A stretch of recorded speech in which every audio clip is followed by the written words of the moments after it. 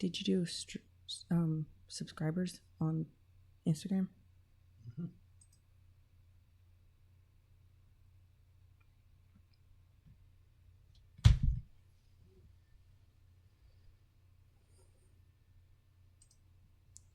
Okay, so we're back.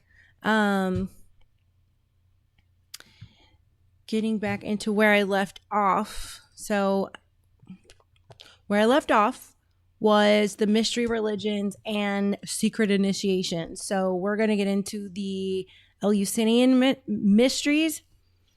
And I got that queued up for you. You want to move out of the frame? Okay. So let's get into the Eleusinian mysteries. The Eleusinian Mysteries, an enigmatic ancient Greek secret organization, still baffles historians and researchers today. This religious cult was centered around a series of mysterious rituals and ceremonies that remain largely unknown. The name Eleusinian Mysteries not only refers to the rituals, but has also become synonymous with secrecy and intrigue. The cult was adamant about keeping its activities confidential, and members were strictly forbidden from revealing any details. It has even been rumored that those who dared to unveil the truth risked their lives. With only a limited number of sources available, unraveling the complete story behind this secretive cult seems like an impossible task, leaving many aspects of the Eleusinian mysteries shrouded in eternal mystery. The Eleusinian Mysteries, an enigmatic ancient... Why I think I can still see it, and probably because you subscribe on Instagram you can see it, but it's fine.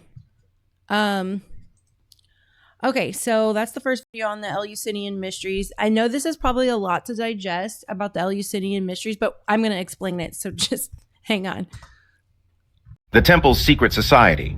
The Eleusinian Mysteries were ancient Greece's biggest spiritual secret, a religious club so exclusive that even kings had to wait their turn to join. Unlike other ancient temples, this one welcomed everyone. Men, women, slaves, and foreigners could all participate. Members went through mind-blowing ceremonies using special effects that would impress even modern audiences. Underground chambers with sudden fires, huge rooms that seemed to shake, and bronze gongs making thunder sounds. The craziest part? Despite thousands of people experiencing these secrets over hundreds of years, nobody ever revealed exactly what happened inside. We know they used special objects, performed sacred plays, and possibly used natural drugs to create life-changing experiences. People said the mysteries took away their fear of death and showed them amazing truths about life. Even hard-headed politicians and generals came out changed forever. The ceremonies ran for almost 2,000 years, only stopping when Christianity took over. The temple's secret society. The Eleusinian Mysteries were ancient Greece's biggest spiritual secret. A religious club. What if the meaning of life was hidden in a secret Greek ritual you were forbidden to talk about? For nearly 2,000 years, people from across... It's likely they were using DMT, or because the mimosa tree was very rampant all through there.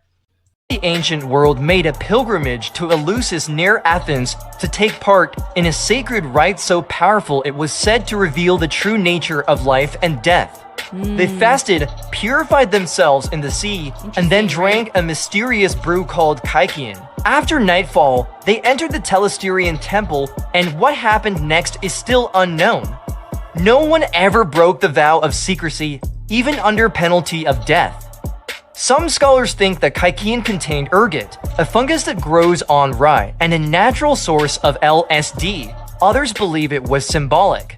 But nearly every initiate described a profound transformation, like being reborn. Even Plato called it the source of true wisdom. And yet Plato, Cicero, Marcus Aurelius, some of the greatest minds of the ancient world were drawn to the mysteries. But after Christianity spread, the rites were banned. The last known ceremony was in the 4th century AD. Were they high, enlightened, or both? The mysteries of Eleusis are gone, but maybe their secrets live on. Subscribe for more ancient secrets and comment. So I've had 3 DMT breakthroughs, changed my life. So what they're saying is not wrong. It does change your life.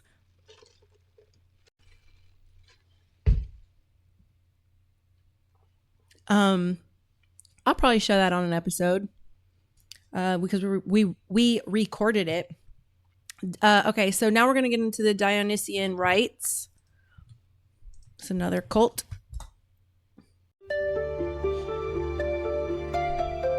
Dionysus was the ancient Greek god of wine, fertility, and theater. The Dionysian mysteries were secretive rituals that celebrated the god's dual nature of joy and chaos. Followers believed that through ecstatic dances, music, and wine, they could achieve a state of divine madness connecting directly with Dionysus. These rituals often took place in the wilderness, symbolizing a return to nature and the primal aspects of human existence. Participants would wear masks and costumes, blurring the lines between the human and the divine. Does that not remind you of the Bohemian The cult Grove? significantly influenced Greek drama, as the theatrical performances during festivals like the city Dionysia were seen as a form of worship. These festivals included dramatic competitions where playwrights like Aeschylus, Sophocles, and Euripides presented their works. The cult of Dionysus highlights the ancient Greeks' complex relationship with the divine, blending reverence with revelry. It also played a crucial role in the social and religious life of ancient Greece, offering a space for communal bonding and the exploration of human emotions and experiences. Okay. Next one. They called themselves the children of Dionysus, and once you joined, you never came back the same. Some didn't come back at all. This is Cult Month, and this week we're going back to where it all began. The Dionysian cults of ancient Greece weren't just about wine and dancing in the moonlight. They believed Dionysus, god of wine, madness, and rebirth, could free your soul from the chains of reality. Initiates gathered in forests, wearing masks and wreaths, drinking until the world blurred. The music got louder, the fire burned brighter, and in the chaos, the rites began. They would tear apart live animals with their bare hands, a frenzy called sparagmos. Some ancient accounts claim, on darker nights, it wasn't just animals. Outsiders said they saw bodies in the undergrowth. The cult denied it. But one thing was certain. These rituals could turn ordinary people into something unrecognizable, as if Dionysus himself had taken over their minds. The Romans feared them. Cities banned their gatherings. But the cult didn't die. It went deeper underground, and even now, some whisper that the children of Dionysus still meet, under the moon, waiting for the right night to dance again. They called themselves the children of Dionysus, and once you joined, you never came back the same. Some didn't come back at all. This is Cult Month. Imagine a moonlit forest, the flickering glow of torches, and masked figures swirling in a frenzied dance. This is not ancient Greece, but 19th century Europe. A secretive group of Dionysian followers sought to revive the lost Bacchanalia. In 1872, French newspapers reported strange gatherings in the mountains of Provence. Locals discovered traces of lavish feasts, shattered goblets, wine stains, and burnt-out candles.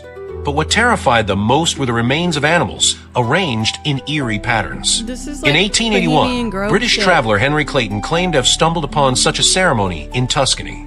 He described people draped in purple cloaks, drinking wine from skulls while chanting Greek hymns. In 1895, an abandoned mansion was discovered near Vienna. Its underground chambers held frescoes depicting back-chic rituals. Yet the most chilling find was a series of names carved into the walls, people who had vanished over the past 2 decades. Imagine a moon... Okay. And one last one. For context, more context. What if I told you ancient civilizations might have worshipped the same being under different names? Across India, Sumer, Egypt, and Greece, strange patterns emerge. A powerful figure, often with long hair, carries a staff, controls time, storms, or destruction. Let's look closer. In Hinduism, it's Shiva, the destroyer and creator, third eye, serpent bearer, dancer of time, water god, guardian of humanity. In Greece, it's Dionysus, wild, untamed, linked to rebirth, trance, and chaos.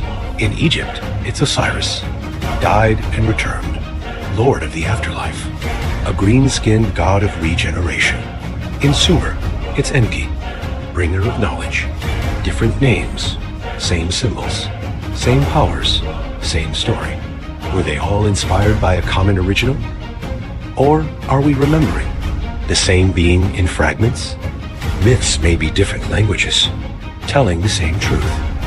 What if I told you? Okay, so a real cult, just FYI, a real cult doesn't allow you to like associate with anyone outside of it. So they're kind of throwing this word around. But you know, I don't know what you mean by you want to go English, right? I don't know what that means. But however, I have caved and got a beer. Beer. The Knights Templar, eh? Well, you're looking at the descendant of a Freemason right here. I got a direct relative who was a vice president of the United States. So cheers to that, fellow brother. We although I like the Knights Templar a little bit better. It's a sect of Freemasonry, and I do like them a little more than I do like Skull and Crossbones. So my family comes from the Skull and Crossbones type society. So, well, not type, that branch of it. But so as this last video is just explaining, hold on, let me check my Facebook feed. Okay. So as this last video was just explaining that Dionysus was in Egyptian culture, that was the same god as Osiris. So the Greek historian Herodotus famously equated Dionysus with Osiris because both were dying and rising gods associated with fertility of the land and the vine. Shiva is the same god as Dionysus. Shiva, remember, the destroyer of worlds. Remember how I told you to remember the storm god too? So Dionysus was also known, my memory might be faulting me there, but so Shiva, it is the Indian version of Dionysus. Same god, just different culture.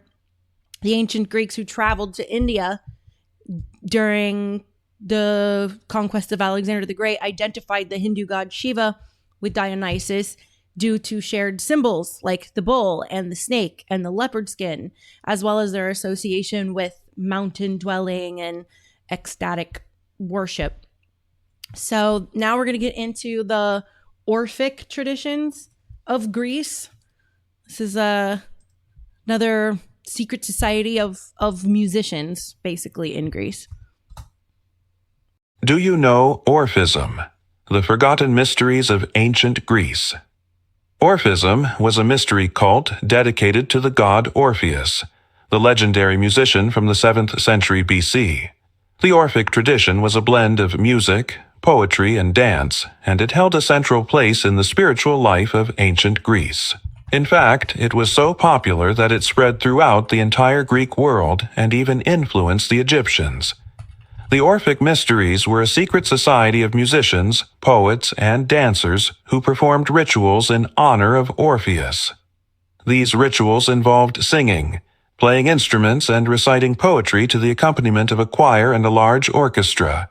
The goal was to reach a state of ecstasy and transport the audience to another realm of existence. Sadly, over time, the Orphic Mysteries were forgotten. But recently, a team of archaeologists discovered some ancient ruins that may help us understand this lost civilization. They found a series of underground tunnels and chambers that were used for the secret rituals. The discovery has shed new light on this fascinating aspect of ancient Greek culture. If you want to learn more about Orphism, stay tuned for... I am in Florida. I'm so funny you said keep that accent. I don't even know what accent. I don't even hear it anymore. But I was born in the Appalachian. I spent 30 years in North Georgia. So I guess that's what I sound like. A girl from the hills. All right. Is your soul trapped in a cycle of reincarnation? The Orphics, a secret society steeped in wild and mystical beliefs, say yes. Orphics underwent a perilous initiation, journeying to the underworld to confront Hades and Persephone. This ordeal was believed to cleanse the soul and grant immortality. The Orphic mysteries centered around the worship of Dionysus, Zeus, Persephone, and Hades. These deities represented different aspects of the soul's journey. Orphics believed that music and hymns possessed the power to control or impel the gods, influencing their fate. And we see that happening now today. They use music to create mass mind control. Orphics believed in the eternal nature of the soul, trapped in a cycle of reincarnation until purified. They believed that the human was made of both Titan and Olympian qualities, reflecting the conflict within the soul. Click the link for the related video and subscribe to learn more. All right. Is your soul Did you know the ancient Thracians practiced mystical Orphic rituals that promised initiates a glimpse into the secrets of the afterlife? Centered around the legendary figure of Orpheus, these ceremonies were shrouded in secrecy and awe. Unlike the public festivals of Greece, Hey, Kojak's here. Thracian Orphic rites were intimate, often held deep within caves or hidden sanctuaries far from prying eyes. Initiates would undergo symbolic death and rebirth, guided by sacred hymns and chants attributed to Orpheus himself, believed to possess divine power. Central to these rituals was the profound belief in the soul's immortality and its journey beyond death to a realm of eternal peace. Participants drank sacred potions, possibly made from honey and wine, believed to purify the spirit and prepare it for the afterlife's challenges. Unique to these ceremonies was the use of enigmatic tablets inscribed with cryptic instructions meant to guide souls safely through the underworld's dangers. These rare artifacts provide tantalizing glimpses into a spiritual world where music, poetry, and mystery intertwine, offering hope for eternal life and a deeper understanding of existence. Head on a swivel, vatos. Hey, vatos. Beyond the mortal realm. Did you know the ancient Thracian? So yes, your girl is tired, and so I have no makeup on, no lingerie, no hair done, glasses. I hope this is still acceptable. All right, let's get into the did we do the last one? Yeah, we did. So all of these rites involved rituals, ecstasy, and secret knowledge. So they achieved ecstasy through drugs and through violence and intimate activities. So the key here to all this is basically this was like hidden wisdom that was for the initiated elites only. Sound familiar? So how this parallels to modern times? Well, secret societies, elite initiation culture, and power through hidden knowledge. And we find these same secret societies alive today. I'll walk you through it. The Eleusinian mysteries, initiation and rebirth. The Eleusinian mysteries focused on the cycle of life, death, and the rebirth of the soul through the myth of Demeter and Persephone. And the society that translates to in our modern, so through migration and immigration, it eventually became Freemasonry, the Golden Dawn, and Rosicrucianism. So Freemasonry is the most direct structural equivalent. So like the Eleusinian rites, Freemasonry uses a tiered system of initiation involving dramatic allegory, symbolic death, and rebirth into light. The focus on moral improvement and brotherhood mirrors the Eleusinian goal of refining the human soul. The Golden Dawn secret society is a 19th century occult order that heavily incorporated Greek and Egyptian mystery traditions into its grade system. Now, the Rosicrucianism societies, like the AMORC, focus on the inner mysteries of the soul, much like Apoptia, which is the highest version of the Eleusis. So now we get into the Dionysian rites. They were all about ecstasy and liberation. So these rites focused on stepping outside of oneself, otherwise known as ecstasis, through wine, music, and the breaking of social norms to achieve divine union. And we see that today in the Hellfire Club. So this was a historic 18th century secret society for elites that focused on hedonism, mockery of religion, and Bacchic revelry. So Bacchus, you have to go back to understand knowing Bacchus. The Ordo Templi Orientis, OTO. That was founded by Aleister Crowley. That name might sound familiar to you, especially if you do research on the Jews and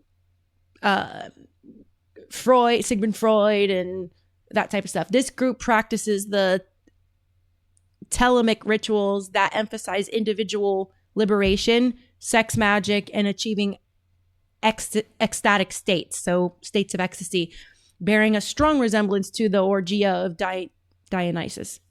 And then we also see it in modern burner culture. So while not a secret society, the Burning Man community and its 10 principles like radical self-expression echo the Dionysian removal of civilization's mask to find the animalistic or divine self. Bet you didn't know that Burning Man is an actual community and it has 10 principles, and that radical self-expression is one of them.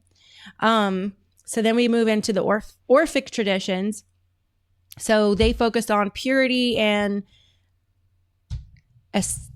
asceticism. Orphism was more refined and philosophical form of Dionysian religion. It emphasized reincarnation, vegetarianism, and the divine spark within humanity. So the secret society that is around today that resembles Orphic traditions or is kind of built off Orphic traditions is Theosophy, which was established by H.P. Blavatsky. The Theosophical Society teaches the same Orphic concepts as of the immortal soul, the cycle of reincarnation, and the dual nature of humanity.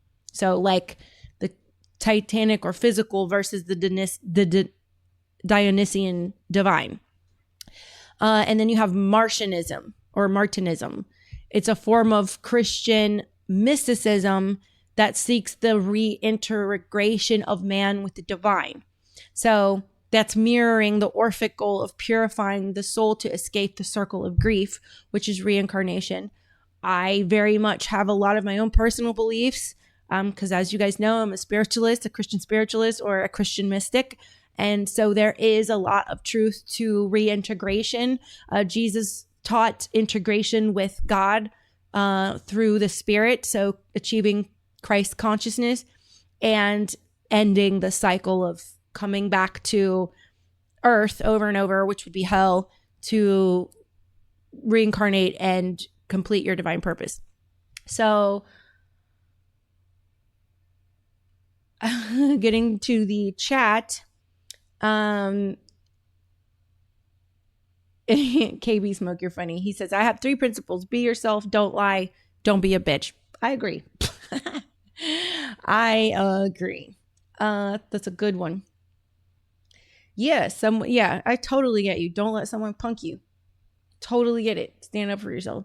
So I'm going to show you a little chart I made for you guys. That kind of shows the ancient tradition and the modern vibe equivalent and what the shared concept is. So you have Eleusinian ancient tradition. The modern vibe is Freemasonry or the Rosicrucians, which the concept shared is ritual death and spiritual rebirth.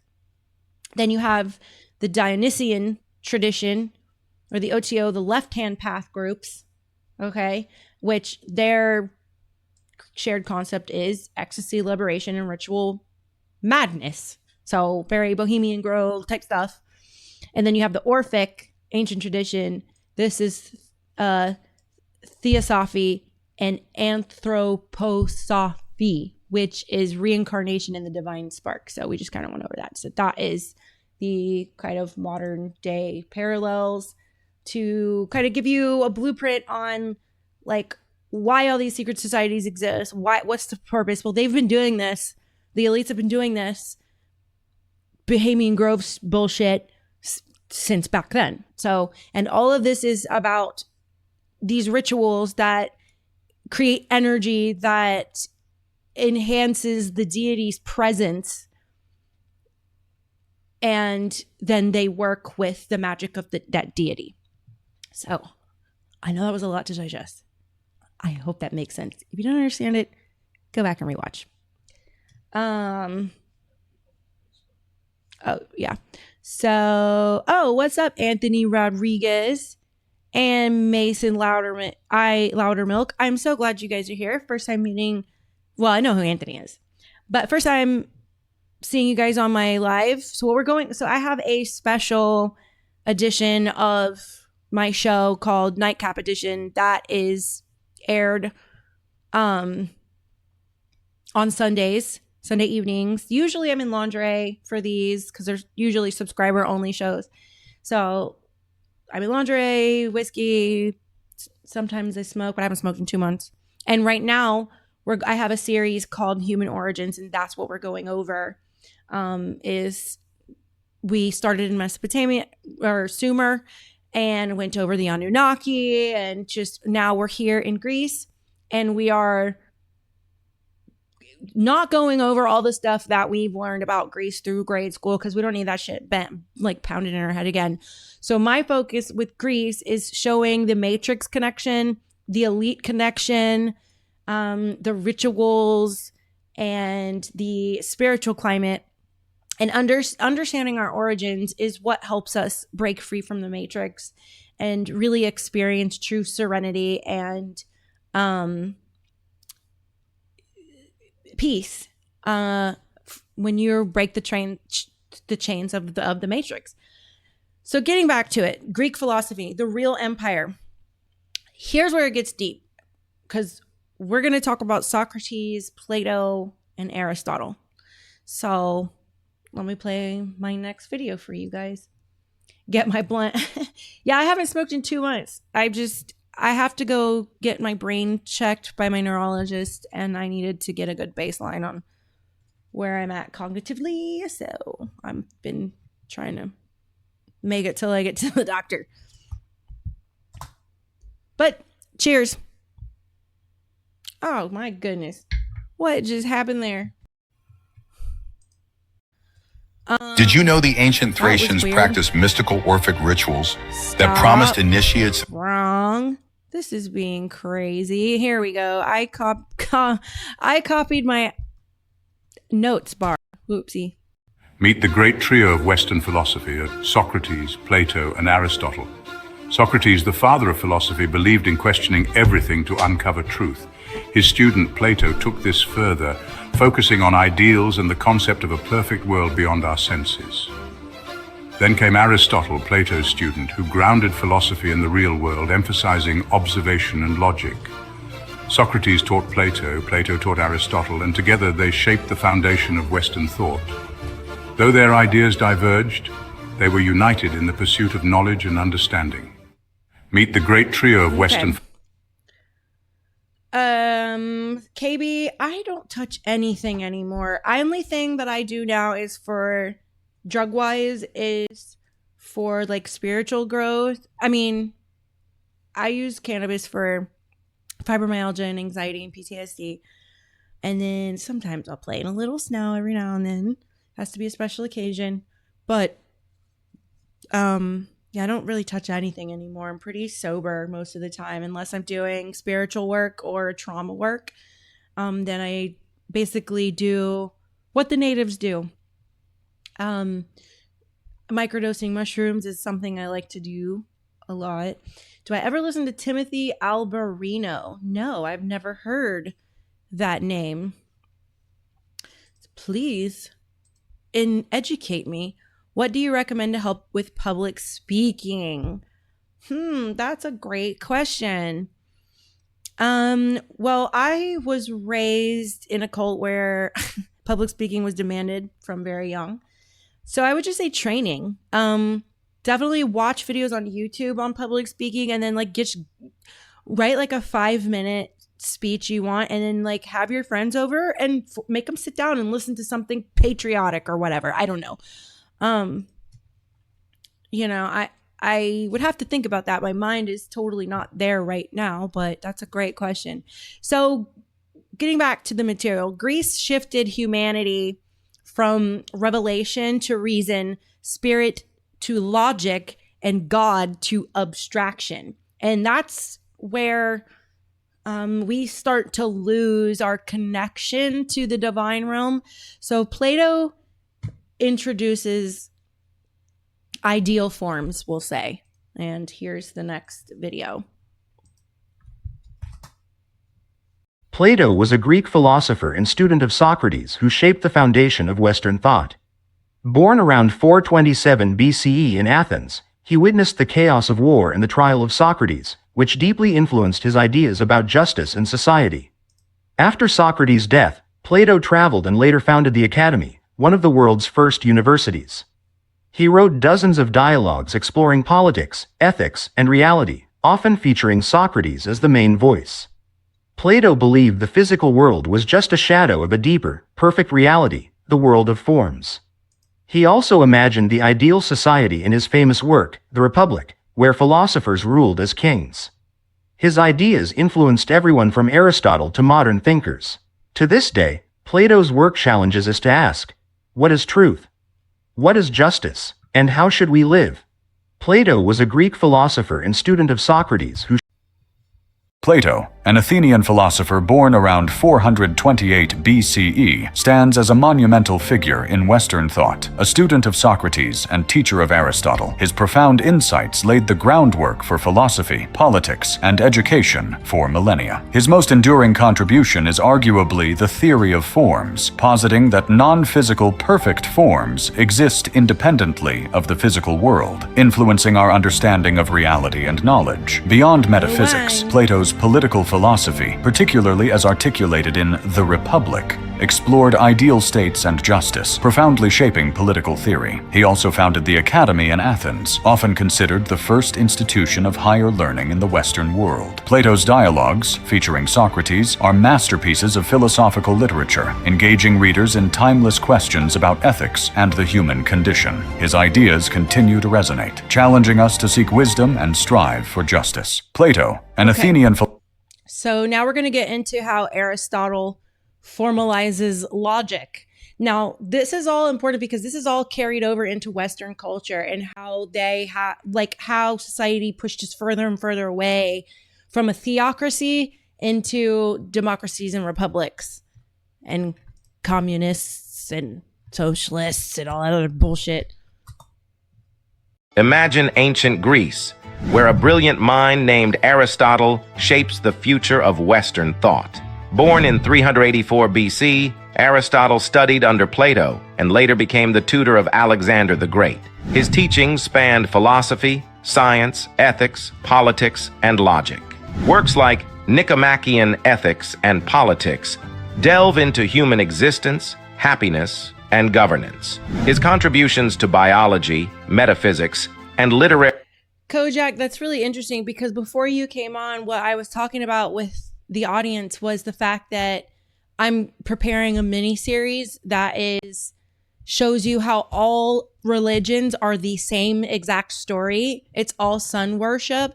And I'm taking you through the first known God all the way up to today's gods and how with each civilization, the gods, each world power, each god changed in names. So, and how we were talking about how the Titans and the Nephilim were the same beings. And it's just like with each world power, the story was just told culturally a little different. But I do have my theories on like the story that they tell us is not the real story. And the truth is actually right there for us to see. Unfortunately, it takes you putting together a 1,000-piece puzzle on your own. And it starts by finding all the contradictions in modern belief, and where there's a contradiction, there's a lie. So you start there and you start exploring why things contradict each other, and you can figure out where the government has manipulated, the Bible and other books like that. criticism laid foundations for many disciplines. Aristotle emphasized empirical observation and rational inquiry, I love the Book of establishing Enoch. methods central to scientific investigation. As Alexander's tutor, he influenced Actually, once you read the Book of Enoch, you understand why they left it out, because it goes against the narrative. Because what you find out is that the fallen angels, not all of them were bad. Some of them were angry at humans for them being the cause of them being cast out, and others, called the Watchers, were actually trying to protect humans from Yahweh, aka Jehovah, aka Amin-Ra, who literally wanted to kill humans just because they were too noisy in the flood. He was just like, they're too noisy. We made these noisy things. I can't sleep. That's literally what it was. He couldn't sleep, and he wanted to drown everyone. And the Watchers actually, according to the Book of Enoch, a lot of them were trying to help save the humans so they all wouldn't die. But the Bible makes you think that God, the creator, was the one who told Noah about building the ark, but it actually wasn't, according to the Book of Enoch. So once you actually read the Book of Enoch, you understand why the Vatican wanted that book left out and why the Jews wanted that book left out. One of history's greatest conquerors, spreading Greek knowledge globally. Aristotle's legacy endures, profoundly impacting philosophy and science, making him a towering figure in human history. Imagine ancient Greece, where a brilliant mind named Aristotle shapes the future. Okay.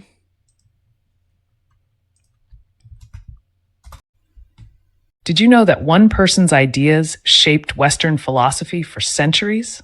Yep, I'm talking about Aristotle, the Greek philosopher who lived over 2,000 years ago.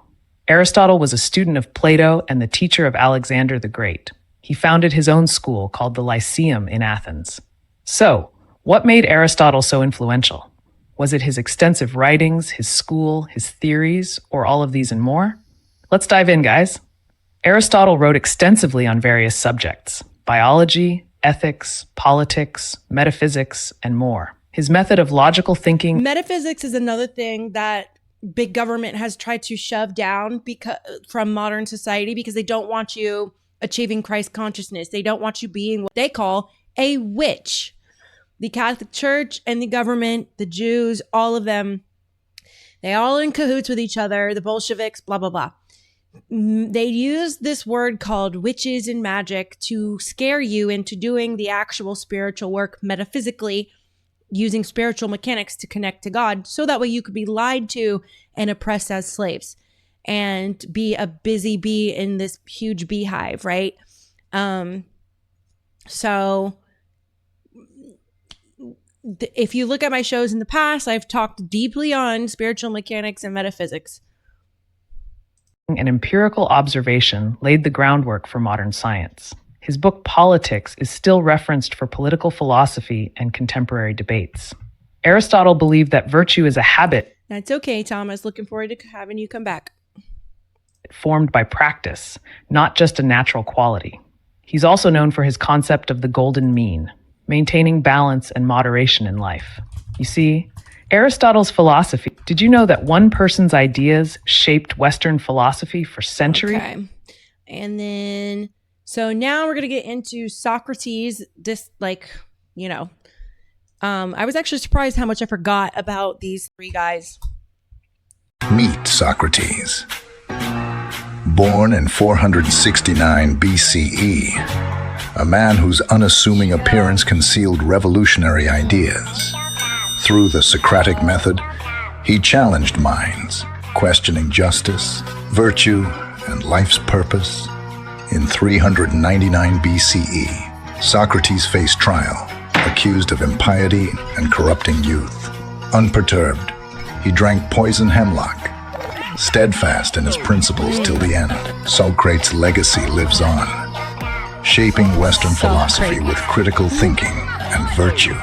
Across generations, his spirit inspires curious minds, guiding seekers of wisdom. Meet Socrates. Okay. Born in 469 BCE, a man whose unassuming... Top 3 Socrates quotes that can totally shake your worldview. 1. By all means marry. If you get a good wife, you'll become happy. If you get a bad one, you'll become a philosopher. 2. I am the wisest man alive, for I know one thing, and that is that I know nothing. 3. Strong minds discuss ideas, average minds discuss events, weak minds discuss people. Top 3 Socrates quotes. Weak minds discuss people. I have literally heard that before. I did not know that came from Socrates. Interesting. Interesting facts about ancient Greece, part 10. Have you heard about the trial of Socrates, the philosopher sentenced to death by his own city? In 399 BC, Socrates was tried in Athens for corrupting the youth and challenging Greek society's beliefs. Socrates was known for questioning everything, especially those in power. His Socratic method pushed people to examine their beliefs deeply, often exposing contradictions, which made him powerful enemies. Found guilty, Socrates was sentenced to death. Rather than flee, he calmly accepted his fate, drinking hemlock in front of his followers, a moment that ended an era of free thought in Athens. Today, Socrates' legacy lives on as a founder of Western philosophy, inspiring thinkers with his ideas on truth, ethics, and knowledge. Could you have stood by your beliefs? Shit, I don't know nothing either. I'm just a good reader and I remember information. You know what I'm saying? Like, I don't know nothing other than what God tells me. That's when I truly feel like I know something, is because I feel that a prayer has been answered or so. You know what I mean? So, Mason, if you commented back to me, I can't see it, but you may have DM'd me, so that's okay. Okay, so, oops, that's my merch store. If you're interested, go to my merch store. It's in the links in my bio, real-luna-lopez, shop.fourthwall.com. Go check out my merch. I have cool shit in there for you to buy and support me. Whoopsies. Meant to do this. And so you guys could see my ugly, unmade face, non-contoured nose. My ugly, this is my insecurity, is my nose. I always like contour my nose and make it look skinny because I have a very Scottish nose. Yeah. Very much a Gerard Butler, you know, good chunky Scottish nose. Aw, thanks, Kojak. I appreciate you, but I'm not. I am an average woman. I just know how to do makeup really well. But you're sweet. Thank you. Am I going to autograph it? Are you gunning for fan of the day? KB, you got it. You got it, buddy. You got it. All right. So I'm going to ask the dangerous question. What happens when man becomes the highest authority of truth? What happens? See, that was the whole theme to the Bible, right? Was who has the right to rule over mankind? Themselves, or do they need God? So this is the birth right here with all of these philosophers. This is the birth of secular rationalism, humanism, intellectual elitism. It's nothing. There's nothing wrong with questioning everything, because like literally it was either Peter or Paul. He said, I think it was Peter or maybe Paul, question everything. I think it was Paul. Even the scriptures themselves. So here's where the Matrix parallel comes in. We as a people are trained by the 13 families that run the world to worship intellect over wisdom. Okay? So in the simplest terms, what's the difference between intellect and wisdom, right? Intellect is the tool, while wisdom is the mastery of how to use it. So intellect is just the knowledge you possess. Wisdom is how you use the knowledge that you have. So the most famous modern analogy for this is the tomato rule. You may have heard of this. Intelligence is knowing that a tomato is biologically a fruit. But wisdom is knowing not to put a tomato in a fruit salad. Because ew, right? It's not sweet, it's acidic. So I made this little chart for those of you who are raising teenagers and trying to teach them how to not be stupid. Here it is.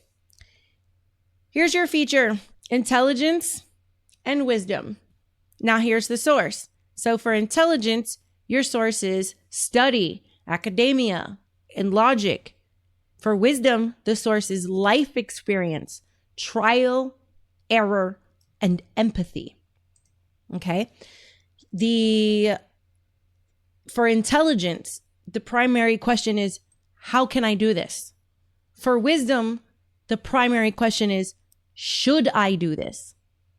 For intelligence, the focus is processing data and solving abstract problems.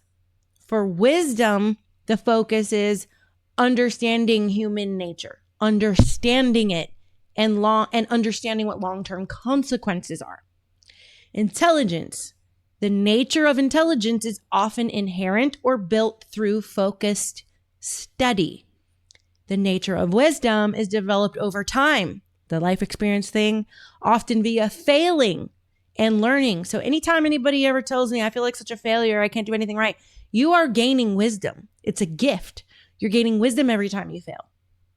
And a good example of intelligence is designing a bridge or doing algebra. And a good example of wisdom is resolving a relationship conflict or raising a child. Ryan says, an intelligent man knows what to say. A wise man knows what not to say, especially if he's married. JK. You like jalapenos in your fruit? I actually do like to put, go Mexican style with my candy and fruit sometimes and put like oh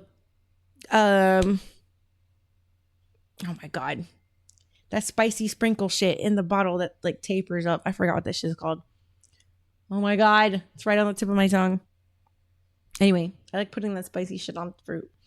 All right, so how Hellenism kind of caused identity erasure. So if you remember, Hellenism is basically the spreading of like one culture adopting another culture's customs and traditions. So when Greece conquered a region, they didn't erase the people, but they absorbed them into the Greek culture. So this was kind of like the end of like slavery right here. So they just absorbed them into the culture instead of like enslaving them. They gave them language. So Greek was the world language before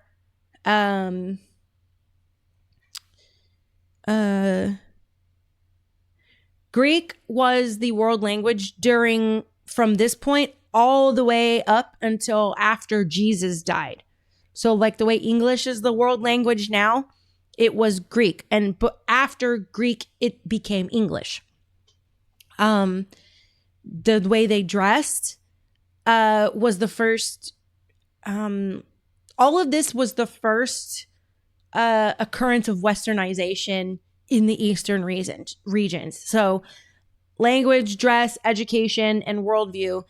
And this is where it's fun to note that this is where the Jewish society got affected so deeply, and where a lot of the things we know them for today that Hitler was trying to educate the world about before they made him go crazy.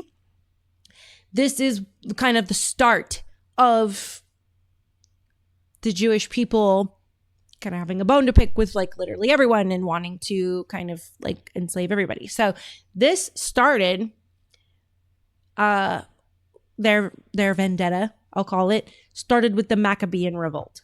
Now, I don't know if many of you know the Maccabean revolt. Some of you, it might strike a chord in your memory, but others, this may be news to you. So the Maccabean revolt, this tension between Hellenization, the spread of Greek culture or Western society, and Jewish tradition created a deep divide in Judean society. Now, if you remember a few shows back, we went over the Hebrew tribes. The Judeans are the actual Hebrew tribes. The southern Israel. Okay, those were the actual Jews. But anyway, nonetheless, this created tension between them and the Judean society, primarily because Greek culture was seen as like superior, a superior rival rather than an inferior one. So why some embraced it, becoming known as Hellenists, like some of the Jews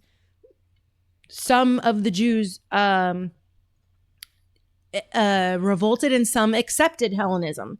For many Jews, especially under the upper class and urban elite, the Greek culture offered social and economic mobility. So some of them embraced Hellenism. So this was seen as a superior alternative to the Jewish lifestyle. Greek culture was highly advanced in philosophy, education, and the arts. Many Jews admired Greek logic and even the beauty of the Greek language, which is why the scriptures change in Matthew to the Greek language, because that became the world, like we talked about, the world language. It was appealing to them because of the political advancement. Okay, so Zionism, and actually there's tactics in Zionism that date all the way back to Greek culture.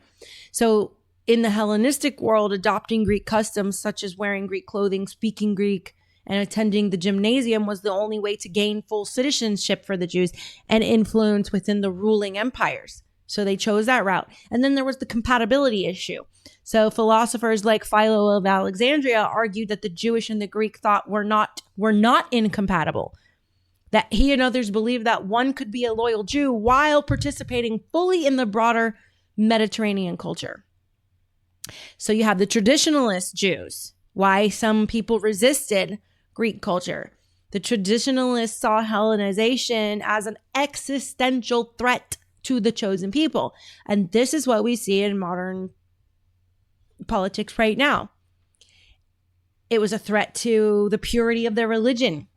So the pagan practices, Greek culture was inextricably tied to polytheism and viewed as offensive, with customs such as nude, athletic competitions, and gymnasiums, which directly conflicted with the Jewish values of modesty and circumcision. And then you have the religious desecration.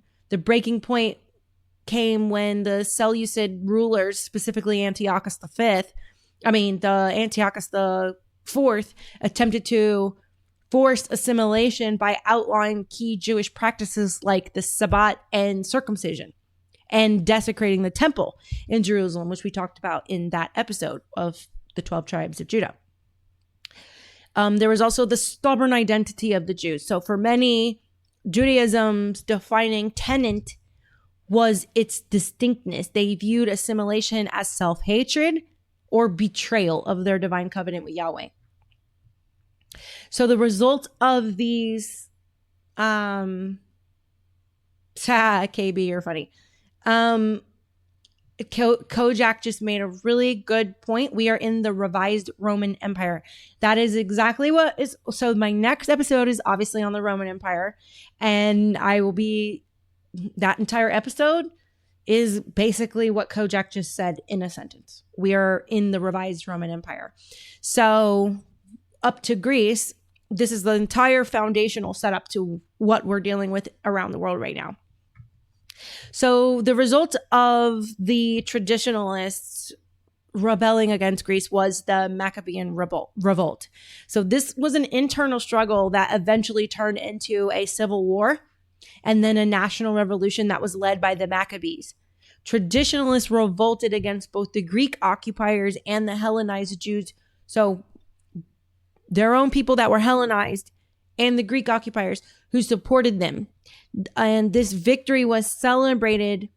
The victory is still celebrated today in the holiday of Hanukkah, marking the rededication of the temple and the preservation of Jewish cultural autonomy. So I have a video, some videos. Oh my gosh, KB, that's so weird. It could be maybe close your app down, restart your app and come back. That's so wild.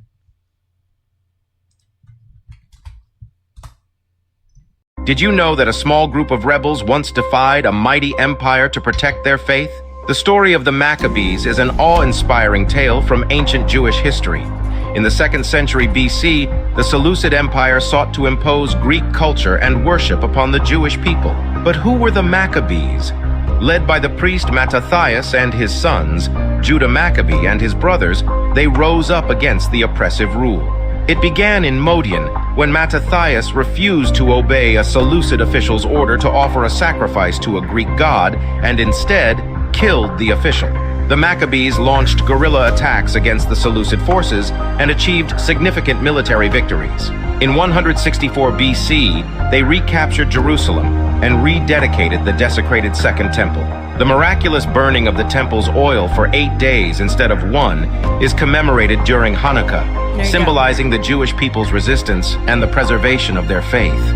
Did you know that a small group of Judah Maccabee, Maccabean Revolt, 160. This is 167 years before our Common Era. 7 BCE. Context: Judah Maccabee led the Jewish rebellion against the Seleucid Empire and gave a powerful speech before facing overwhelming odds. Speech: Brothers, today we fight for our faith, for our families, and for the freedom of our people. The enemy seeks to erase our way of life, to force us into submission, but we will not bend. We are the sons of Abraham, the defenders of the covenant, and today we show the... Just an FYI, whenever you see BC and BCE, that's the same, it's referring to the same time period. So before our Common Era or before Christ. So our Common Era starts at year 0, when Christ was born. ...world that our spirit cannot be broken. Fight with all your might, for our God is with us. Victory is within our grasp. Judah Maccabee, Maccabean Revolt, 167 BCE. The books of the Maccabees were... So mind you, during this time, the Jews actually came from tribes that worshipped other gods than Yahweh. They were hypocritically not monotheistic. They were polytheistic. And that's why you hear Yahweh say, don't worship other gods but me, because Yahweh was the unifier between all the 12 tribes. Were excluded from the Jewish Tanakh and later from many Protestant Bibles due to theological and political reasons. While they were included in the Septuagint and accepted by early Christians, Jewish scholars, particularly after the destruction of the Second Temple, rejected them, partly because they emphasized the Hasmonean dynasty, which later fell out of favor. Additionally, the books contain references to prayers for the dead, a doctrine later embraced by Catholics but rejected by Protestants, contributing to their exclusion from the canon during the Reformation. The Council of Trent, 1546, reaffirmed their place in the Catholic Bible, but Protestant leaders such as Martin Luther labeled them apocryphal, believing they lacked divine inspiration. Despite their removal from many canons, the Maccabean Revolt remains a significant historical and religious event, celebrated through Hanukkah and preserved in historical writings. The books of the Maccabees were excluded from the Jewish Tanakh and later from... So, obviously, some Jews resisted Greek assimilation and others embraced it. Here's the theme. Cultural seduction is way more powerful than military oppression. Okay? That's what we're dealing with today. That's a blueprint. A military force can occupy a territory, but cultural seduction occupies the mind, which is far more permanent. So while a sword can compel someone to act in a certain way, seduction makes a person want to act. So in the context of the Greek and Jewish conflict, and history at large, here's why soft power culture is often more devastating and enduring than hard power or military power. So it's the open door versus the broken door. Military oppression creates an immediate reaction. When a soldier breaks down your door, you're going to feel fear. You're going to feel resentment. You're looking for a way to rebel. The enemy is clear and visible. Cultural seduction, however, is invited in. And it comes through convenience. So it's easier to trade if I speak their language. Cultural seduction comes through aesthetics. Their clothes are more comfortable. Their music is more exciting. Or even maybe cultural seduction via status. So the successful people go to the gymnasium, so I should too. When a culture is seduced, the doors open from the inside. Resistance is much lower because the person doesn't feel like they're being conquered in any way. They feel like they're evolving. So it's literally just a formula that makes them think that it's their own idea. So then you have the erasure of identity. So military oppression often strengthens identity, okay? Military oppression does. When the Greeks tried to outlaw circumcision by force using military or legal power, it basically sparked the Maccabean revolt. I'm a fan of circumcision, just saying. The Jews, they fought back because the threat was like clearly obvious. But in the decades before the revolt, Greek culture was winning through seduction. Young Jewish men were voluntarily undergoing painful surgeries to hide their circumcision so that they could fit in at Greek baths. So they were trying to like stretch the skin.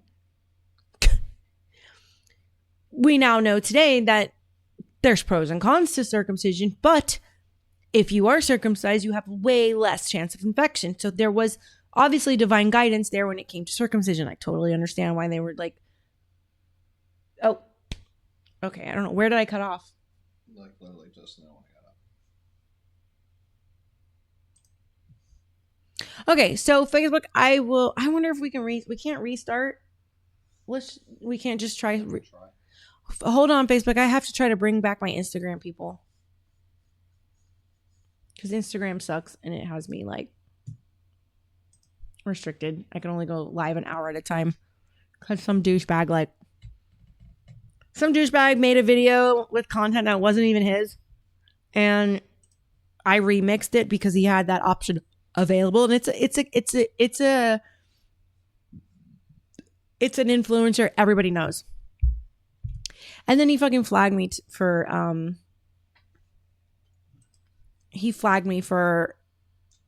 copyright bullshit.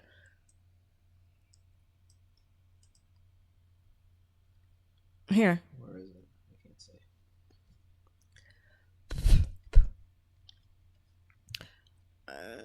Right here. Hang on, Facebook friends.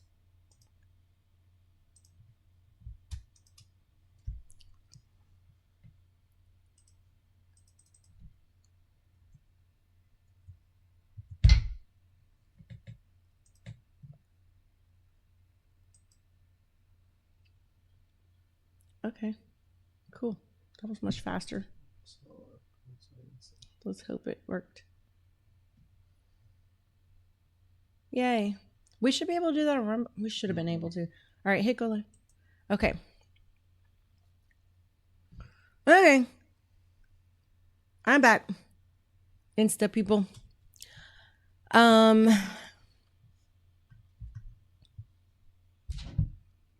Hang on a second, Facebook friends.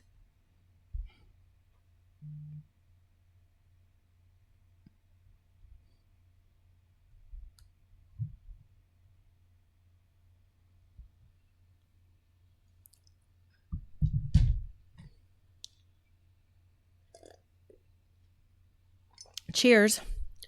Para los perritos. All of you. My small little subscriber crowd. Thomas is back. Cool. Okay. So where did I leave off? So guys, Insta is cutting me off every hour. My bad. So anyway, getting back to it. So the erasure of identity, I'm not sure where I cut off. But basically I was saying in the decades before the revolt, the Greek culture was winning through seduction. I was explaining how young Jewish men were like voluntarily undergoing painful surgeries to hide their circumcision. They were trying to re-stretch the skin so they could fit into the Greek bathhouses. They weren't being forced. They were being ashamed of their own like heritage, which, you got to give credit where credit is due. I think they got that one right.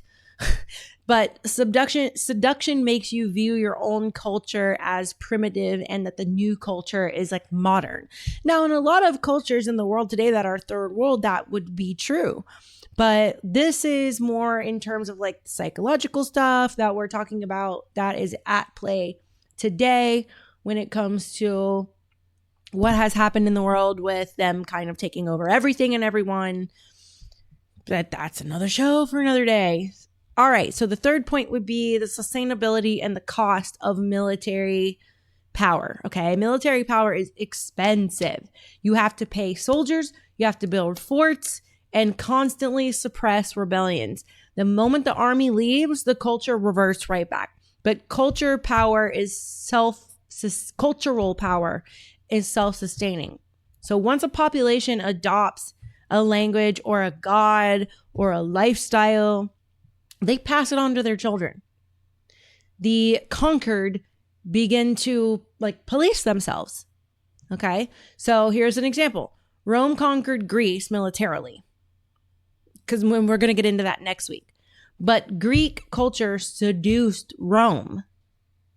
The Roman elite began speaking Greek, hiring Greek tutors, and adopting Greek gods. So as the Roman poet Horace famously said, captive Greece took captive her savage conqueror. Captive Greece took captive her savage conqueror. Greece was a quite seductive culture, and there is still so many remnants of Greek in play today. So this is where we come to, now we're talking about military versus cultural seduction. The transformation of the I, the last point. In military rule, the relationship is us versus them. In cultural seduction, them becomes me. So once you begin thinking in the enemy's language and dreaming in their philosophy, the war is over. There's no one left to revolt because the rebel has become the person he was rebelling against. Here's a little table I made because you guys know I'm a visual person. So right here, the feature would be military oppression and then cultural seduction. So the method of military oppression uses pain and fear. The response would be resistance and hate. The longevity is short term and ends with the army. And the core target is the body. Right? So when you have cultural seduction, the method is pleasure and status. The response is imitation and admiration. The longevity is long-term and ends with the identity. And then the core target of cultural seduction is the desire. So this is why many scholars argue that the Americanization of the world via Hollywood and Silicon Valley is more powerful than any empire's army. When they invented the TV, they knew that they were going to use that TV via actors and tech workers to control how you think, so you willingly, culturally submit. So what we learn here is that sun-worshipping empires, right? Sun-worshipping empires, so we're going through all the empires through human origins up to today. Sun-worshipping empires used festivals and art to seduce the people they conquered. Okay, and all mainstream religions are sun worship, including modern Christianity. The message Jesus taught is not sun worship, but the West created, the West incorporated Jesus into the concept of sun worship. We'll get to that in another episode later on. All right. Now we're coming to the matrix of the mind. Sorry, I haven't looked at the chat yet in a minute. I've got a lot to get through. So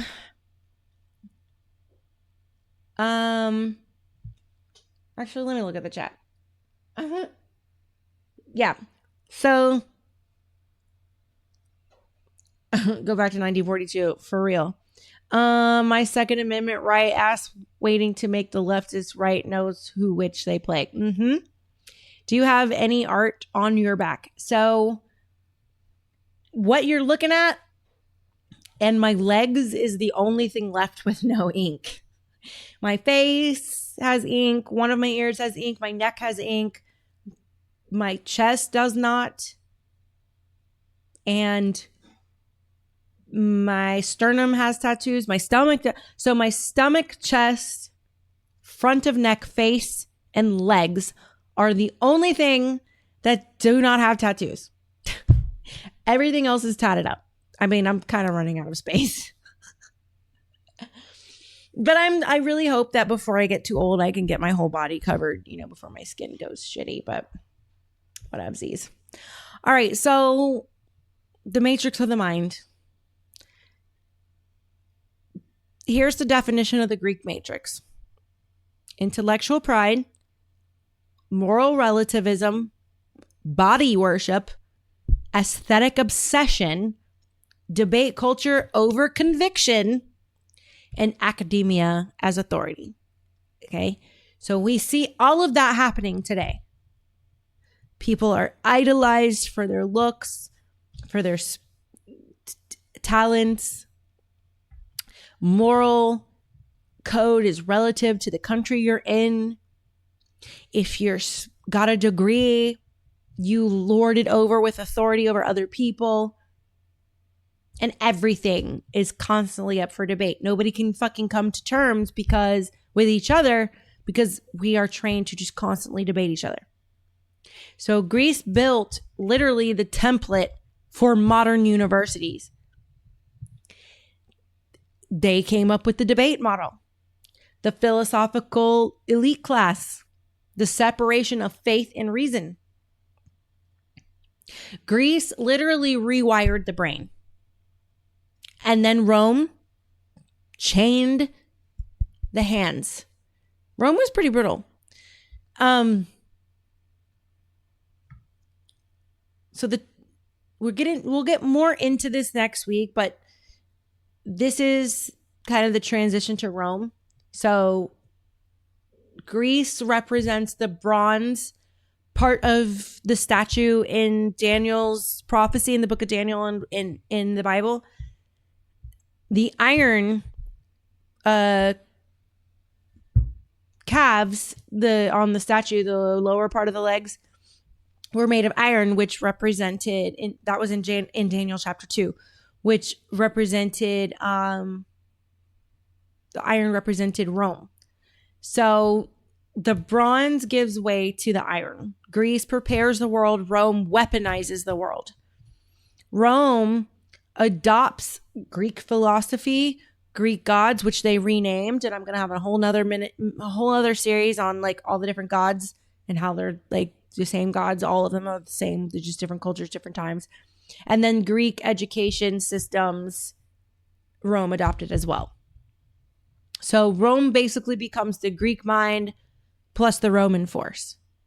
And that combination becomes like literally unstoppable, which leads to the fourth kingdom, the iron that crushes, which again, we would return to the book of Daniel, the fourth beast that they were talking about that was more like a Tyrannosaurus Rex.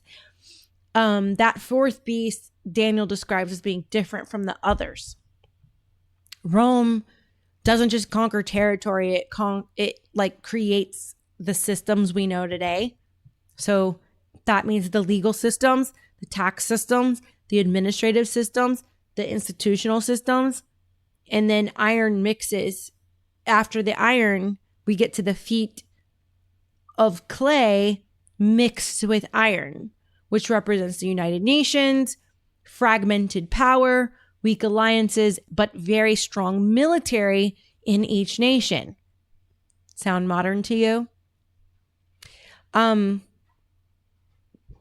Daniel's prophecy is probably, the book of Daniel is probably the most important book that you would directly link to the book of Revelation to help you understand the political climate during the last days and all the signs of the last days in the book of Revelation. So, how all this applies today. So we basically live in, sorry, I keep hitting my microphone. We live in Greek thought plus Roman structure. So that's where rationalism dominates spirituality. Academia is what is defining truth. Law is what's defining identity. And bureaucracy is what's defining freedom. And oppression today is basically mental compliance first, and then administrative enforcement second. So before I get into how we get into the spiritual counter move to all this to break the matrix, let me go take a wee. I need to go make a puddle. Be right back.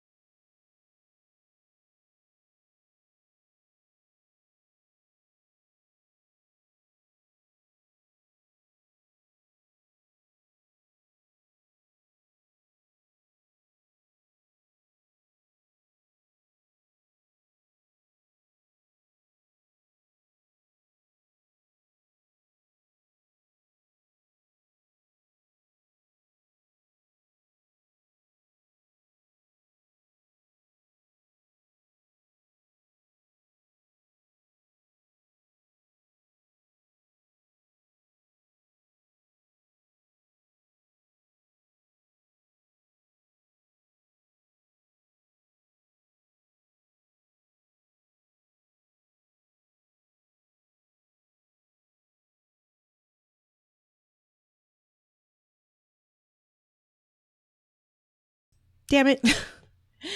I don't have any pink guns. I think pink guns are gay and fake. All my guns are stealthy. I'll say that. And a pink gun is not stealthy. Now I'll tell you my favorite gun is my bullpup. My bullpup semi-automatic shotgun.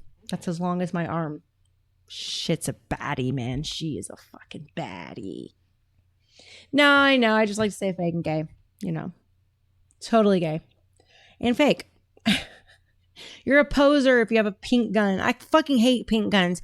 I hate paint any fucking gun that is not camo, desert colored, or black. It's just stupid. Unless you have a Desert Eagle, because the Desert Eagle in itself is ridiculous. So you might as well just go all out and get the all gold one. But anyway, I'd rather have a 1911 than a Desert Eagle, to be honest. Desert Eagles are just kind of like, for what? I would just have the rifle. But all right.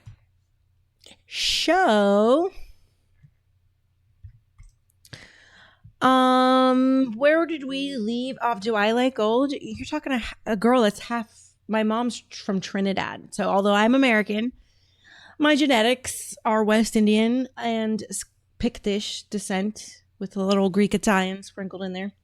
Yeah, I fucking love gold. Like, gold? How do you get a Caribbean queen without gold? All right, so I left off at like our spiritual counter move, right? To all this bullshit.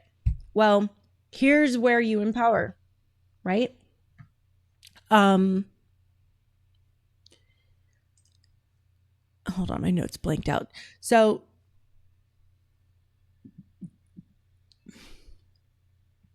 to break the Greek matrix, you have to reclaim divine authority over human intellect. Okay? Integrate wisdom and reason, not worship reason in academia. Restore spiritual identity over state identity. You guys hear me go on and on and on and on and on and on, right? About I'm a patriot. I love fucking America. Absolutely. But I'm God, family, country. God first. Build communities that are anchored in moral law, not popularity. So we have to do away with like, oh, I can't stand up against the COVID shot because all my liberal friends are going to ostracize and shun me if I say the truth about the COVID shot. Well, if you were anchored in morality, you would feel obligated to tell everyone you know about the dangers of that jab because you won't care about being popular. You won't care about who likes you and who doesn't. You're just doing your divine calling by telling the truth. Truth always wins in the end because love lives in truth. So how do we reclaim divine authority over human intellect, right? That first one I mentioned. How do we reclaim divine authority over human governments and intellect and what they tell us to just constantly be in this cerebral space and not connected to the spiritual space? Well, let me pause. KB, I have friends of every single political affiliation because I truly try to embrace what Jesus said about like not judging other people. However, they tend to walk away from me because they just can't handle all this common sense. But going back to it. So how do we reclaim divine authority over human intellect? That involves a shift from relying on personal reasoning to aligning the mind with a higher spiritual source. This process is often described as a transformation of the mind. So, how do we do that? You surrender of the self. This is something we learn in recovery. The first step is moving away from the narrow interpretations of self-assuredness of human logic. So you acknowledge your limits, recognizing that the human heart and intellect can be rebellious and prideful. That allows you to have a new perspective when you recognize that. And then be willing to be instructed as a little child. Like Jesus said, it's essential for finding deeper truth in spiritual texts. So you have to have a childlike mind. Jesus literally said, be like the children. Michael Jackson talked about that. Alignment through action is the next step. So spiritual authority, it's not just an idea. It is something that must be exercised. Okay? So in the perfect world, we would influence our friends and family to submit to a theocracy rather than a democracy, right? So spiritual authority, you have to start living in demonstration. So the best way to convince other people is not by telling them to do it, but by modeling it yourself. So it's something, spiritual authority is something that must be exercised. And the top-down control. So in spiritual neuroscience, this is the process of letting the spiritual brain or your prefrontal cortex dominate the lower emotional impulses of the lower brain. Okay, so you have to make an active proclamation. Many traditions believe that speaking or proclaiming divine truths aloud releases the authority into your life. Think about the beginning of the Bible in Genesis. In the beginning was the Word. When you write, you are spelling, right? So active proclamation. So when you get up in the morning, you say, I am loved. I am great. I am powerful. Today will be a good day. And you are proclaiming spiritually, actively, your power and your day. And then you have sacrificial service. True authority is often activated not by power seeking, but by sacrificial serving of putting others first. The literal definition of love is putting the needs and wants of that person before yours. Sacrificing the self is what God did, right? If you believe that Jesus was God and that God could actually die, he sacrificed himself for us. So Jesus dying on the cross is the ultimate act of love because he self-sacrificed his life in his contract with the Creator. He took on our sins and did the ultimate act of love. So how you can do that in small doses every day is putting the needs of others before your own.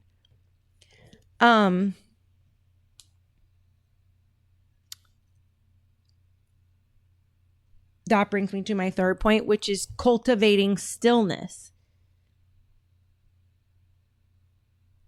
KB, we should definitely talk about that. I totally get that. You sound like me. If you can't find a way to love yourself, it's hard to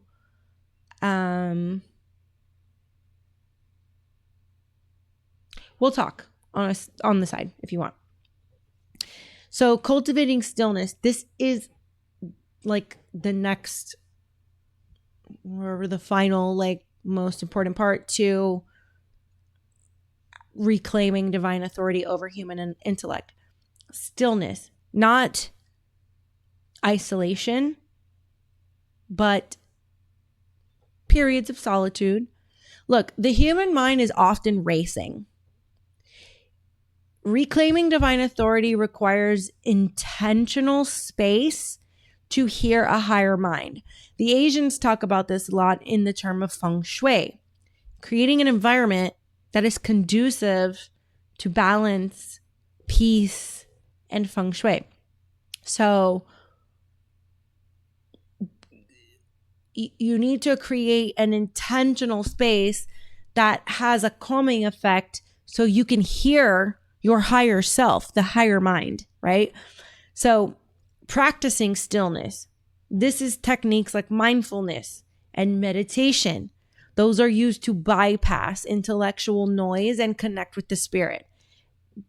Mindfulness is the first step to meditation because mindfulness is just literally observing yourself in the moment, not feeling yourself, observing yourself in the moment. So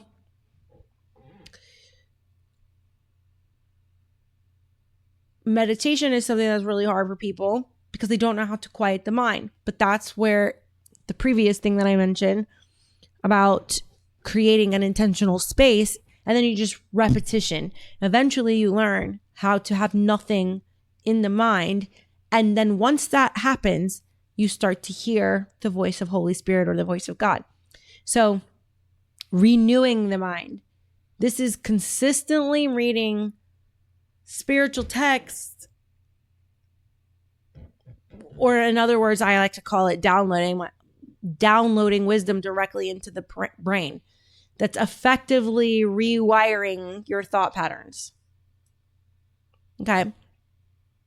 So here's this little chart again. The summary of the differences. Okay. So you have the human intellect. What do I want? This relies on academic knowledge and focus on the self. Well, divine authority or divine intelligence, you would be saying, what is your will? What is the higher will? This relies on revelation and experience and focus on the interconnectedness of things. So after restoring spiritual identity for the self, how do we build communities like that are anchored in moral law and not popularity? How do we do that? So like, all right, now that I've gotten myself to this point, how do I get my neighbors to this point? Right? That's like the fucking challenge.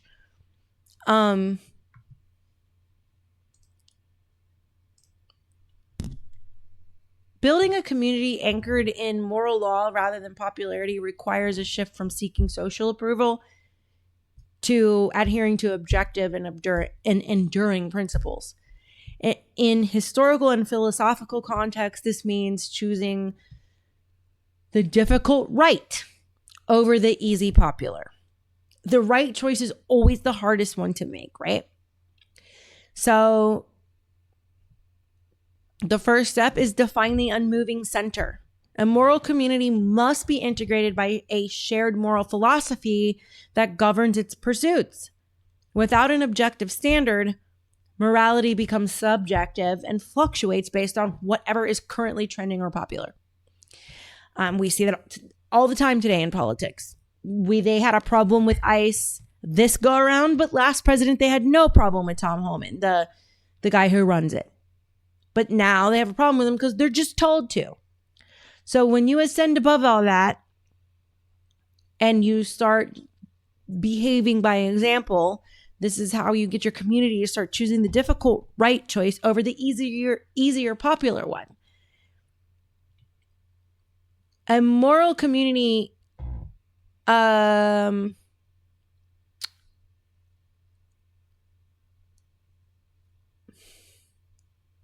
you need to identify universal virtues. So anchoring a community in classic virtues such as humility, temperance, justice. This all provides a foundation that doesn't change when social moods do. So you reject the cult of self, which is just popularity-based communities often focus on individual self-expression, and the cult of the self, which can basically undermine the objective of the rule of law. Second, you prioritize the common good, which is what Jesus taught, the law of love, over niche interests. Niche interest is more like what the Jewish Pharisees expected their people to follow, which was every letter of the law. Okay, so popularity-based groups often fracture into echo chambers that serve specific loud interests. A moral community focuses on the common good, which includes equitable access, human rights, ensuring systems like justice, safety, and health that are available to everybody, regardless of their social standing or popularity. That's like, and most people agree with that. But the subject of moral worth, treating every person from conception to death. Notice I didn't say birth to death. From conception to death as having equal natural rights to moral protection, rather than valuing people based on their social influence. And third, move from cancel culture to moral correction. So popularity-driven societies use shame and social disapproval to enforce a changing cultural consensus. We see that in the cancel culture. A community anchored in moral law uses principles of trust, basically building transparency and a redress process for concerns, ensuring that the law, not public opinion, dictates the resolution. Internal integrity. Theocratic law, by the way. So internalized integrity, encouraging individuals to engage in identity work, creating a self-concept as an ethically good person who makes judgments based on reason rather than reaction. Right? And then 4, practice sacrificial service. When you go into recovery, you learn that the best way to heal from addiction and other issues is by service of others. This is one of the 12 concepts of recovery. Popularity is about it getting attention. Moral law is about giving service. Service learning. Communities that prioritize planning and work at like local soup kitchens or tutoring low-income families help broaden the moral community beyond one's immediate social circle. No, it is getting less and less and less that you see people taking time out of their day to volunteer in their community for those who need help. That could be noticing your neighbor across the street that has weeds all in her lawn. You know, going next door and saying, hey, I see that you, can I weed for you? It's totally free. Like, I just see that you need the help. Just do it with no expectation of pay. Everything is transactional now, right? So practicing sacrificial service does involve some long-term planning. Instead of seeking quick likes on social media or social wins, focus on building resilient structures, such as sustainable housing or community hubs that fulfill a moral responsibility to future generations. You can do that. You don't have to wait for your government to do that. For example, my family has 40 acres, a bunch that they don't use. I'm sure somewhere in there we can use that space to do something good for people, right? Whether that's a therapeutic petting zoo, whatever it is, whatever your idea is. Find a way to be of service to your community. And that's how you raise the community's vibe, their vibration up into the spiritual realm, because they start realizing they need government less and we actually just need each other. So I got another little chart because you guys know I like charts. Yes, KB, what is your idea? So here's my little chart again. So here's our feature. Popularity anchored versus moral law anchored. The driver of a popularity anchored society is social approval and getting likes. The authority over that is current cultural consensus. And the mechanism they use for that is public shaming and cancellation. And the end goal is to shape your self-concept and fame. So under a moral law anchored feature, you have objective principles and virtues. The authority over that is historical, spiritual, and natural law, most importantly. And the mechanism for that is redress and restoration of trust. And the end goal would be the common good or virtue. So to break the next episode, we're going to talk about breaking the Roman matrix. We're going to understand the systems at work. We're going to understand the contracts that are at work. We're going to talk about how we're going to refuse 100% fear-based submission. All right. So from secularism to spiritual theocracy, it's important that I help you guys understand that theocracy does not equal forced religion. A theocracy is a system of governance, whereas forced religion is a method of conversion. So the two often overlap in history, but they're philosophically distinct. Theocracy is the structure. So a form of government where a deity is recognized as a supreme ruling authority, usually ruling through human representatives like clergy, or a governing body called clergy. Laws are derived from religious texts. So example is the Holy Quran in Saudi Arabia, the United States Constitution being Christian. Forced religion, which is the action, is the act of compelling individuals to adopt a faith or perform religious rites under duress. So many ancient thinkers like Tertullian, y'all know who that is, argued that it is no part of religion to compel. It is no part of religion to compel religion, as true faith requires free will, right? So here's another little chart. Both are government. That's correct. One is theocracy, ruled by the divine, versus democracy, ruled by human beings. So you have theocracy. The focus is how the state is organized, versus forced religion, how the soul is converted. So you have the authority under theocracy is the divine mandate as the source of law.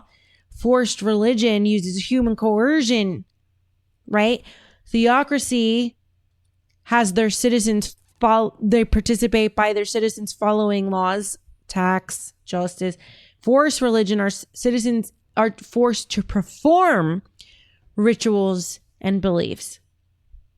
And the modern example of a theocracy would be, according to secular sources, the Vatican City. However, we do know that there's corruption there. But the point is that is a government designed by clergy.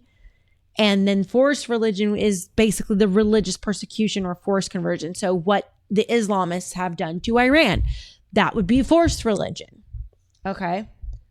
So historically, theocracies like ancient Israel or modern Iran, they say it's a theocracy because it's Islam, but it's a forced theocracy. So theocracy is not supposed to equal forced religion. That's my point. So what I'm saying is both scenarios, a theocracy can be forced and a theocracy can be natural.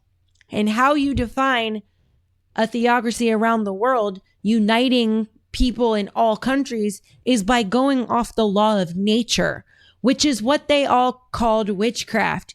They didn't want you acknowledging the law of nature. So that's a whole other episode that we're going to get into. But historically, theocracies like ancient Israel, modern Iran, they enforce religious codes as the law of the land. But this is actually distinct from the physical act of forced conversion, which many religious traditions themselves reject as spiritually invalid, which is what happened to Iran.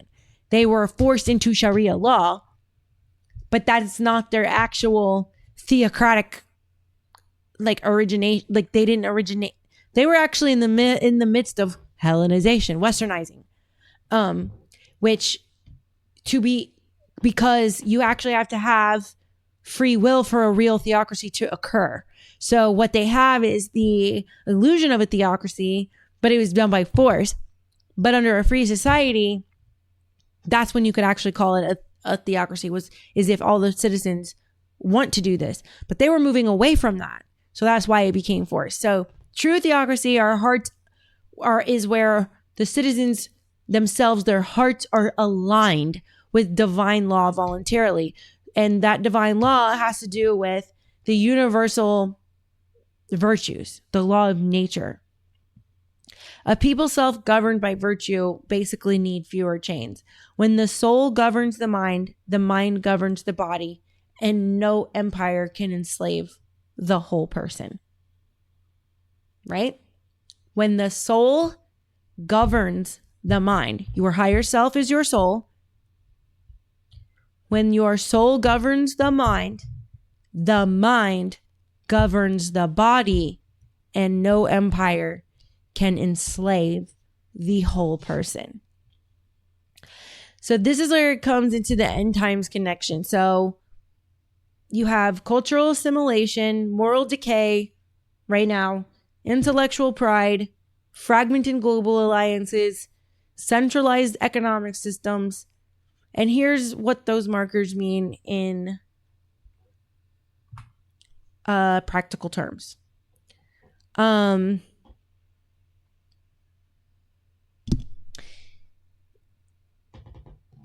Empires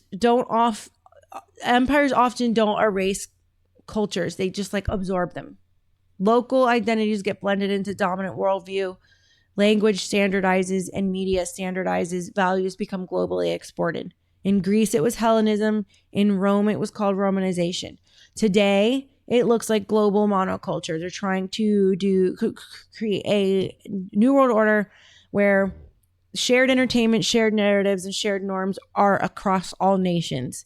And the pattern is distinct cultures lose depth and become easier to manage under one umbrella system. When it comes to moral decay, before empires weaken, internal discipline erodes. So this shows up as breakdown in family structures, no dads in the home, excess luxury and indulgence. We see that in music videos, especially for millennials. We saw the diamonds, vanilla ice, and blah, blah, blah, blah, blah. Everything was diamonds and thug life. Corruption was normalized, and leadership basically is losing their moral authority, i.e. Epstein files. So this isn't about being like Puritans. This is just about social cohesion. So when shared moral standards collapse, the whole society fragments. Fragmentation is what makes centralized authority more attractive for stability. So a lot of this social collapse is literally designed by government, by the 13 families running the world, because this makes centralized authority more attractive, meaning they want to be in a communistic one world government. Intellectual pride. So this one connects strongly to Greece. When societies begin to believe that they're too advanced to fall, that's when decline accelerates. And it shows up as dismissing spiritual foundations as primitive, elevating human reasoning as ultimate authority, and mocking tradition without understanding it. And this pattern isn't, like education is bad. The pattern is arrogance replacing wisdom. I feel you, KB. Fragmented global alliances. In the book of Daniel, going back to that, the final kingdom is described as iron mixed with clay in the feet. So strong and weak elements fused together but not fully bonded. So historically, late stage empires show temporary alliances, political coalitions that don't hold, and power blocks that complete while pretending the unity. And according to Daniel's image, we are living in the time of the feet right now, the feet of iron mixed with clay. So centralized economic system. So near the end of large empires, you see like economic control becomes highly centralized. And Rome did this through taxation and currency control. In the book of Revelation, economic participation becomes tied to allegiance, symbolic language about buying and selling under authority. And then the pattern here is when an economic access depends on compliance, power consolidates quickly. So why these are empire markers? Well, these traits tend to appear together. Cultural blending, moral loosening, elite intellectual dominance, weak alliances, economic consolidation. They don't automatically mean the end is tomorrow, but what they do mean is that civilization is highly integrated, highly centralized, and highly fragile. So historically, that combination precedes the transformation. Sometimes that transformation is collapse and then reformation. So the takeaway here, and we're getting here towards the end, very end, I applaud you for making it all the way to the end of my entire lecture. The key takeaway here is that pattern recognition is everything, and it isn't hysteria, and you're not a conspiracy theorist. When you recognize patterns, you are understanding cycles of empires rising and falling. And it's oftentimes we hear the Roman Empire falling in comparison to today with what's happening in the USA.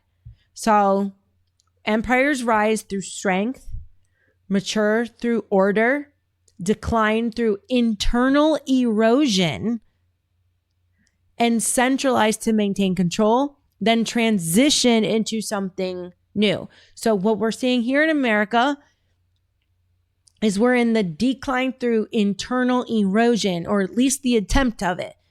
Those of us like me are trying to save it, because after the decline in the internal mechanisms are totally eroded, they will centralize, i.e. communize to maintain control, then socialize to transition into communizing. The real question isn't, are we at the end? The real question is, how do individuals, we know we're in the end days, but how do individuals live with integrity and spiritual clarity inside these large systems through the end times to make it through Armageddon and exit the Matrix successfully? Well, these are the recurring empire markers. The question becomes, are we in revived Rome, or are we in the iron mixed with clay? And if so, how do we live spiritually sovereign inside of that? So, KB says, why applaud? I can listen to you all day. Well, that's good to know. I feel like I don't know how these things land or hit, because I feel like these could just be like kind of a lot, and I don't ever want to be boring. This episode was really hard to put together just because it was so... Oh my gosh, the Facebook video looks so far behind. Let me pull that up. Just curious. Let's see. Weird. Oh my gosh. It's way behind. No, that's my story. So is it even showing me live? It's not showing me live at all. Let's see. No, it is showing me live. So weird. On the computer, it's like way behind. All right, but appreciate it. This one was a lot. This one was really hard to put together. It's once you start getting into the Greek world power and moving into the... So really, in all reality, it was hard to break up because it's not a Greco world empire or a Roman world empire. It's actually the Greco-Roman Empire, because the two cultures like basically intermingled so much. It was a Greco-Roman Empire. And then after that, we're going to start getting into a lot of the wars, the book of Revelation a little bit, World War I, World War II, 1914, how it applies to Christ's kingship after his resurrection. There's a lot coming. This is where it's starting to get pretty difficult, but hopefully I can keep it interesting and fun for you guys. But next week, same time, Facebook, Instagram, sometime between 6 and 9 p.m. I really am trying to get on at 6 p.m., but it really all depends on when I can get producer Ryan in here on Sundays to start. It's just, consistency is so hard for me right now. The Mick Lopez Empire. Shit. I need to be a queen. I need to have a crown, a moon with a moon on it. All right. Well, this is the end of this Sunday's lecture on the Grecian Empire. I hope you guys enjoyed it. I didn't want to camp out too much on stuff we already knew, so that's why this one was a little bit of a challenge. But anyway, I hope to see you guys next week. Tell all your friends that if they actually want to learn something and be smart, to watch my channel, subscribe, and keep in mind, going forward, my show will be broadcasted during the week on Rumble only. Real Luna Lopez. You can find me on Rumble. You don't have to have an account to watch me. You can pull it up on your browser, but I recommend having an account. It's just like YouTube, but totally free speech. So anyway, I love you guys. Good night, Thomas. Good night, KB. Good night, everybody over in Facebook world. And I will see you guys tomorrow for Thirst Trap News. Oh, we're reviewing the rest of that child trafficking YouTube documentary from the BBC. See you guys tomorrow. Bye.